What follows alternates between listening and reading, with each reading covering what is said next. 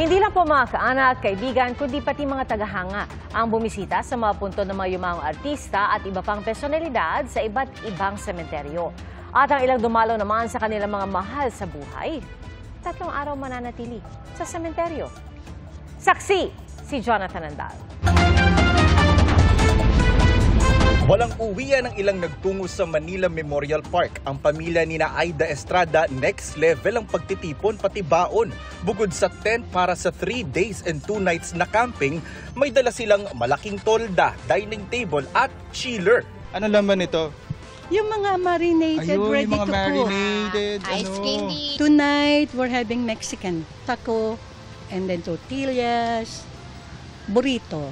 800,000 ang inaasahang daragsa sa sementeryo hanggang November 2. Kanina, nakagat ng aso sa sementeryo ang 8 taong gulang na lalaking ito. Yung bata naman, na-treat siya sa scene, yung family na yung magdadala sa hospital. Sa entrada naman, may mga nakumpiskang vape, sigarilyo, pati na asero. 3 ho sila papasok. Nung chinik na namin yung bag, yung isa tumalikod. Sabay may binunot sa bag. Sabi ko, ano yan? Sabi niya, sir, cellphone to. Sabi ko, anong cellphone? Kinapkapan ko ngayon pagkakita ko yung itchakor. Dinadalaw rin dito ang himlayan ng mga personalidad tulad nina dating Senador Ninoy Aquino, asawa niyang si dating Pangulong Corazon Aquino at anak nilang si dating Pangulong Noynoy Aquino. Pinadalan sila ng bulaklak ni Pangulong Bongbong Marcos at ng Manila City Hall. Binisita rin ng mga tagahanga ang puntod ng aktor na si Rico Yan. Fan niya ako. Nagbabaka sakali ako baka nandito rin si Clau. Charot. Sa Loyola Memorial Park naman sa Marikina, binisita ng ilang tagahanga ang puntod ng yumaong broadcaster na si Mike Enriquez. Doon din nakahimlay ang iba pang sikat na personalidad gaya ng aktres na si Nida Blanca at master rapper na si Francis M. Kung saan may mga volunteer na naglinis ang kanyang puntod. Bumisita naman ulit kanina ang aktres na si Lotlot de Leon sa puntod ng kanyang inang si Nora Honor sa libingan ng mga bayani. Nagbigay pugay rin sa nag-iisang superstar ang ilang tagahanga niya. May mga dumalaw rin sa puntod ng mga dating Pangulo gaya ni Ferdinand Marcos Sr. Commander-in-Chief ko po, sir. Dati, as a military man, tradition, you salute.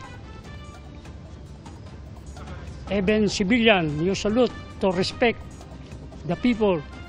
May mga bumisita rin sa puntod ng iba pang dating Pangulo at mga kilalang personalidad tulad nina Fidel Ramos, Carlos Garcia, Elpidio Quirino, Salvador Hidalgo Laurel, General Arturo Enrile, Blas Ople at sina Ismael Bernal, Marilu Diaz Abaya, Ang Kyukok, Nick Joaquin at Levi Celerio. Sa Manila Islamic Cemetery naman sa loob ng Manila South Cemetery, nakahimlay si Freddy Aguilar. Bawal mag-overnight sa Manila South Cemetery. Sinusuyod ang mga bag para hindi makalusot ang mga bawal tulad ng baril, patalim, alak, sigarilyo at vape. Pinaiiwan din sa entrance ang mga fur baby kasama ang kanilang mga bantay. Ayon sa Manila South Cemetery, layunin nilang maging mataimtim ang pagdalaw sa mga yumaong mahal sa buhay. May dala naman kaming diaper.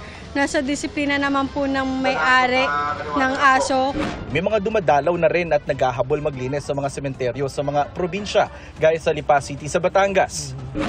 Sa Kasiguran, Aurora, nasugatan sa ulo ang 58 taong gulang na babae matapos madulas at mahulog habang nililinis ang puntod ng kanyang kaanak. Sa Davao City naman, bukas ang Roman Catholic Cemetery mula alas 6 ng umaga hanggang alas 9 ng gabi. Sa isang musileo roon, nakalibing ang mga magulang ni dating Pangulong Rodrigo Duterte, sina dating Governor Vicente at Soledad Duterte.